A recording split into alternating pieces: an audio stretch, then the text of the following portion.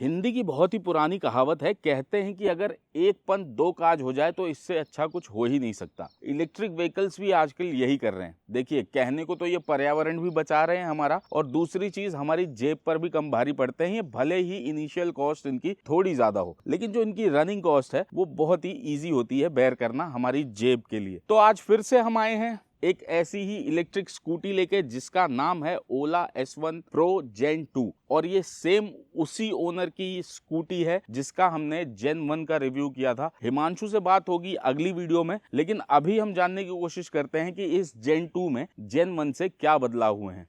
नमस्कार देवी और सज्जनों, मैं हूं अजय मिश्रा और आप देख रहे हैं आपका अपना YouTube चैनल ऑटो इन्फोटेक। बिना देरी के वीडियो को शुरू करते हैं, जहां हम आज ओला S1 Pro का Gen 2 का एक वॉक अराउंड लेंगे और मैं आपको बताऊंगा कि क्या क्या इस गाड़ी में बदलाव हुए हैं। Let's go.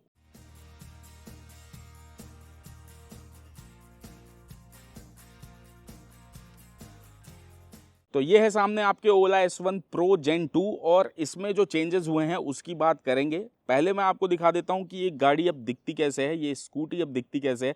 देखिए, हेडलाइट जो है वो सेम वही यूनिट है, इसमें कोई बदलाव नहीं किया गया है। सामने के जो पैनल्स वगैरह हैं वो भी सही है। इस कार में मोदी परिवार है, इससे मेरा कोई लेना देना नहीं है। ये ओनर और उनकी फैमिली का एक नजरिया है जिस पार्टी को वो सपोर्ट करते हैं। आगे आते हैं, बात करते हैं चेंजेस की। तो सबसे पहला चेंज अगर आप देख पा रहे हो तो इस समय अब यहाँ पे आपको दो टेलीस्कोपिक फोक्स देखने को मिलेंगे, जिसकी वजह से जो टूटने उटने की शिकायत थी ना पिछली जनरेशन में सस्पेंशन की, वो अब खत्म हो चुकी है। और मुझे लगता नहीं है कि अब कोई ऐसी कंप्लेंट्स आ रही हैं लोगों की कि उनके जो फोक्स हैं या सस्पेंशन है वो टूट रहे हैं। दूसरी चीज, अगर आप इसके एलॉयज देखेंगे तो ये बदल दिए गए हैं। अब आपको इसमें जो फोक्स हैं, नंबर ऑफ फोक्स, जैसे ये 1 2 3 4 5, पहले इसमें ज्यादा थे, अब इसमें कम कर दिए गए हैं। टायर साइज जो है वो है 110/70/12। उसके बाद यहाँ पर आपको प्यारे प्यारे इंडिकेटर्स देखने को मिलेंगे, दो छोटी से। दूसरा जो बड़ा बदलाव किया गया है वो है, आप ये फुटबोर्ड देखिए। अब यहाँ पर आपको जो फुटबोर्ड है, फ्लैट हो चुका है ये फुटबोर्ड। और अब आपको अगर आपकी बीवी कहे कि भैया सब्जी ले आओ मार्केट से, सिलेंडर ले आओ या कुछ भी ले आओ, तो आपको लाना पड़ेगा, क्योंकि अब आपके पास अब कोई ऑप्शन नहीं है अगर आप ये स्कूटी लेते हैं तो।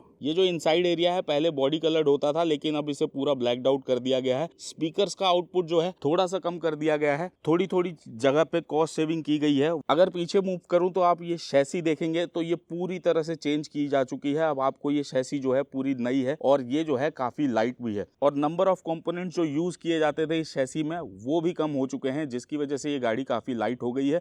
और इसीलिए इसकी जो IDC रेंज है वो भी बढ़ा के बताई जा रही है। उसके बाद जो अगला बदलाव है वो है इस ग्रैब हैंडल में। पहले का जो ग्रैब हैंडल था वो बहुत ही ज्यादा फ्लिमजी था, बहुत ही हिलता था। जब आप गाड़ी हिलाएंगे तो पूरा का पूरा हैंडल हिलता था, लेकिन इस समय आप देखिए, अगर मैं हिलाऊंगा तो पूरी गाड़ी हिलती है। तो ये जो चीज है वो काफी अच्छी की जा चुकी है। एक जो और बदलाव हुआ है वो है कि भैया आपकी जो सीट है इसकी लेंथ जो है वो कम हो गई है, लगभग 2 से 3 इंच। तो ये चीज आपको ध्यान रखनी है कि पहले जितना आराम से आप जा पा रहे थे, अब इसमें जाने में थोड़ी बहुत दिक्कत होगी। अब बात करूं इस गाड़ी में आने वाले बूट स्पेस की, तो अब इसका जो बूट स्पेस है 2 लीटर वैसे कम हो चुका है, बट मुझे अब ये लगता है कि ये ज्यादा यूजेबल है। आप देख सकते हैं इसमें एक ये हाफ फेस हेलमेट है और इसका चार्जर साथ में, तो मतलब आपको एक हेलमेट रखने की तो कहीं से भी कोई दिक्कत नहीं होने वाली। चार्जर आप साथ लेके चलेंगे तो आपके लिए सहूलियत होने वाली है। बात करूं इसकी मोटर की, तो आप देख सकते हैं मोटर जो है वो खुली हुई है। अभी एक सिंगल यूनिट है, मोटर कंट्रोल यूनिट भी जो है इसके साथ ही लगा दी गई है, जिसकी वजह से जो नंबर ऑफ कंपोनेंट्स है वो कम हो गए हैं। इसकी जो पावर है वो 11 किलोवाट की है। पहले जो मोटर आती थी वो 8.5 किलोवाट की आती थी, तो इसका मतलब है कि अब आपको ज्यादा पावरफुल मोटर मिल रही है। उसके बाद अगर मैं बात करूं इसके सस्पेंशन की, तो आप सस्पेंशन देख सकते हैं, और एडविक के ब्रेक्स लगे हुए हैं, डिस्क ब्रेक्स।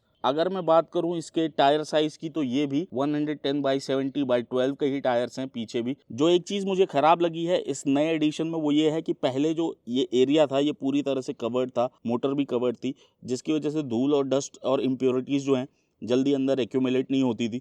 लेकिन अब आप देख सकते हैं बेल्ट वेल्ट पूरी तरह से एक्सपोज्ड है, तो अगर कोई कंकड़ पत्थर बेल्ट के बीच में आता है तो आपके बेल्ट के टूटने की जो संभावना है वो थोड़ी बढ़ जाएगी। अब बात कर लेते हैं इसके कंसोल की। तो कंसोल जो है, जो इंस्ट्रूमेंट क्लस्टर है, उसकी अगर मैं बात करूं तो इसका रेजोल्यूशन थोड़ा घटा दिया गया है, ऐसा मुझे ओनर ने बताया है। उसके बाद अगर आप यहाँ आएंगे तो आप देख सकते हैं कि यहाँ पर आपको मैप माई इंडिया से कोलैबोरेट किया हुआ मैप देखने को मिल जाएगा, जो कि बहुत ही फ्लॉलेसली काम करता है। उसके बाद आप देख सकते हैं यहाँ से आप ब्लूटूथ को कनेक्ट कर सकते हैं, वाईफाई को कनेक्ट कर सकते हैं। अगर आपको गाड़ी डार्क मोड में चलानी है तो उसमें चला सकते हैं। मूड साउंड वगैरह हैं जिसको आप यूज कर सकते हैं। सेफ्टी लाइट्स को अगर आप ऑन करना चाहें तो आप यहाँ से सेफ्टी लाइट्स को ऑन कर सकते हैं। और ऑल सेटिंग्स में जाके दुनिया भर की सेटिंग्स हैं, जो आप चाहें वो कर सकते हैं। तो इसके बारे में अगर आपको अलग से वीडियो चाहिए तो अलग से बन जाएगी, लेकिन अभी फिलहाल के लिए वीडियो को ज़्यादा लंबा नहीं करेंगे। उसके बाद अगर आप यहाँ पे देख रहे हो तो आपको आज की राइड का जो भी स्टेटस है वो यहाँ पर दिखा देगा। जैसे ये गाड़ी आज 41.4 किलोमीटर चली है, 100% से 77% पे आई है। ओनर का बताना है कि उन्होंने इसे hyper mode, sports mode, normal mode, हर मोड पे चलाया है। तो अगर इस हिसाब से देखेंगे आप तो 23% बैटरी ड्रॉप हुई है, जिसमें गाड़ी लगभग 41.5 किलोमीटर चली है। तो अगर एज अ होल देखा जाए तो आपकी ये स्कूटी जो है, नई स्कूटी जो है, वो बड़े आराम से आपको 170-75 का रेंज देने वाली है अगर आप इसे थोड़ा ठीक ठाक चलाते हैं। आप टॉप स्पीड भी देख सकते हैं 89 की है, तो ऐसा नहीं है कि इसको भगाया नहीं गया। इको मोड में ये गाड़ी चली है 1.6 किलोमीटर, नॉर्मल मोड में चली है 38.6 किलोमीटर और हाइपर मोड में चली है 1.2 किलोमीटर। एवरेज स्पीड 30 की थी।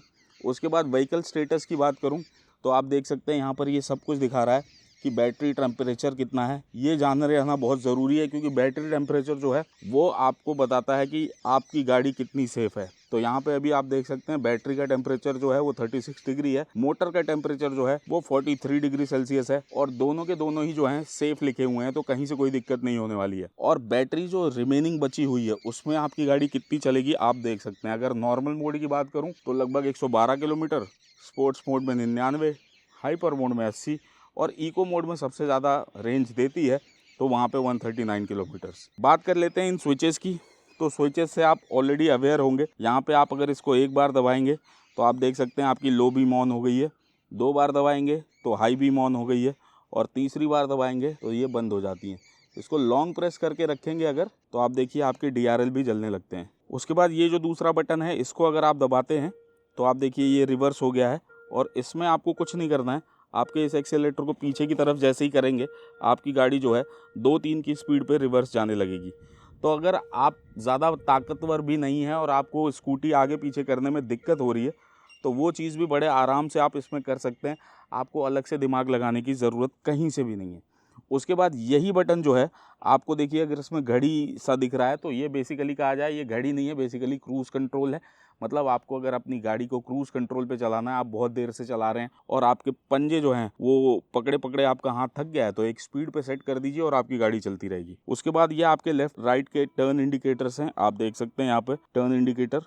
इसको दोबारा प्रेस करेंगे तो इंडिकेटर बंद हो जाते हैं। उसके बाद ऐसा कुछ इसका हॉर्न है। यहाँ पर आएंगे तो आपको ये चार सा एक सिंबल दिख रहा होगा, ये बेसिकली आपके मोड्स को चेंज करने के लिए। जैसे ही मैं इसे दबाऊंगा आप देखिए नॉर्मल से ये स्पोर्ट मोड से हाइपर मोड, ये अपने मोड्स को चेंज करेगा। ये आपका स्विच ऑफ स्विच ऑन करने के लिए बटन है। उसके बाद ये आपके स्पीकर के वॉल्यूम को कम या ज़्यादा करने के लिए है। और ये बटन जो है, जैसा कि आप अपनी प्लेलिस्ट वगैरह अगर कुछ चला रहे हैं म्यूज़िक वगैरह, तो आप इससे प्ले, पॉज और फॉरवर्ड भी इसको कर सकते हैं। तो ये सारी चीज़ें हैं जो इस गाड़ी में, स्कूटी में इस समय है। अब भैया ओला का कहना है कि जेन 2 में इनने जो बैटरी के कंपोनेंट्स हैं वो 33% रिड्यूस कर दिए हैं। हाई वोल्टेज और लो वोल्टेज की जो लाइन है उसे भी अलग कर दिया है, जिसकी वजह से आपका जो हीट मैनेजमेंट है वो काफी बेहतर हो चुका है। तो ये तो जब हम गाड़ी चलाएंगे या जब ओनर से बात करेंगे तभी पता चलेगा। जो इस गाड़ी में इलेक्ट्रिकल कंपोनेंट्स यूज होते थे वो अब 10 से 5 हो गए हैं, और जो इलेक्ट्रिकल कंपोनेंट्स की हार्नेस का डाया है वो लगभग 40% रिड्यूस कर दिया है। वेट लगभग 8% रिड्यूस कर दिया है, और एनर्जी कंजम्पशन की बात करूं तो वो भी लगभग 25% से रिड्यूस कर दी है, ऐसा ओला का कहना है। ये सब कुछ आपको ओला के ही वीडियो में देखने को मिल जाएगा, मैं सिर्फ आपके लिए रिपीट कर दे रहा हूँ। शैसी की बात करूँ तो जो ट्यूबुलर फ्रेम यूज होते थे उसकी जगह हाईटेक आर्किटेक्चर वाले फ्रेम और रोबस्ट फ्रेम यूज किए हैं, जिससे क्या कहते हैं उसकी जो ओवरऑल स्ट्रेंथ है वो काफी अच्छी हो जाती है। साइड का जो फ्रेम है उसमें 22 कंपोनेंट्स पहले लगते थे, जिसे अब इनने रिड्यूस कर दिया है 6 कंपोनेंट्स पे। तो इससे दो चीज़ें हैं, एक तो यार मुझे ऐसा लगता है कि अब अगर आपकी स्कूटी कहीं टकराएगी और फ्रेम तक इम्पैक्ट आता है तो हो सकता है कि आपको ज़्यादा खर्चा करना पड़े। पहले कोई एक आधा छोटा मोटा कंपोनेंट जो है वो टूटता, अब हो सकता है कि पूरा का पूरा फ्रेम ही हो कि जी भैया अब तो ये पूरा ही बदलेगा। ओला का कहना है कि भैया उनकी जो परफॉर्मेंस है इस गाड़ी की पिछली जनरेशन से वो 30% बेहतर हो गई है और 25% थर्मल परफॉर्मेंस जो है वो बेहतर हो गई है और इन्होंने 25% कॉस्ट का रिडक्शन कर दिया है। कॉस्ट का रिडक्शन किया है तो यार तुमने दाम क्यों बढ़ा दिया भाई? वैसे जो पुरानी जनरेशन थी इससे ये जो है थोड़ी सी महंगी है, बात करूँ प्रिसाइसली तो 7-8 हज़ार रुपये होगी। एनर्जी कंजम्पशन जो है वो लगभग 6% रिड्यूस किया है और ओवरऑल वेट जो है लगभग 7% रिड्यूस कर दिया है, जो कि अच्छी बात है। अगर वेट और एनर्जी कंजम्पशन जो है वो रिड्यूस किया जाएगा तो इससे आपकी रेंज बढ़ेगी और आपको है ना लंबी दूरियां तय करने में फ़ायदा मिलेगा। इसी वजह से शायद इसकी आईडीसी जो है 195 हो गई है, पहले जो थी वो 181 या 180 के आसपास क्लेम की जाती थी। तो कुछ चीज़ें हैं, कुछ एडवांसमेंट्स हैं जो अच्छे किए गए हैं, कुछ चीज़ें हैं जहाँ पे और स्कोप ऑफ इम्प्रूवमेंट है। ओनर से बात करेंगे अगली वीडियो में, जानने की कोशिश करेंगे कि उन्होंने फिर से ही क्यों ली ये ओला S1 Gen 2 और बहुत सारी चीज़ों से पर्दाफाश करने की हम कोशिश करेंगे, क्योंकि आपको पता ही है इस चैनल पे अनबायस्ड रिव्यूज़ जो है हमेशा आते रहते हैं। आज के लिए इतना ही है। अगर आपको ये वीडियो पसंद आई हो तो इसे एक लाइक ज़रूर कीजिएगा, जितना हो सके अपने दोस्तों के साथ शेयर कर दो और अगर हो सके तो आपके अपने यूट्यूब चैनल ऑटो इन्फोटेक को सब्सक्राइब कर लेना। जाते जाते फिर से वही एक बात कहूँगा कि जो देश के साथ खड़े हैं उनके साथ खड़े रहिए। जय हिंद, जय भारत। वीडियो देखने के लिए आप सभी का बहुत बहुत धन्यवाद।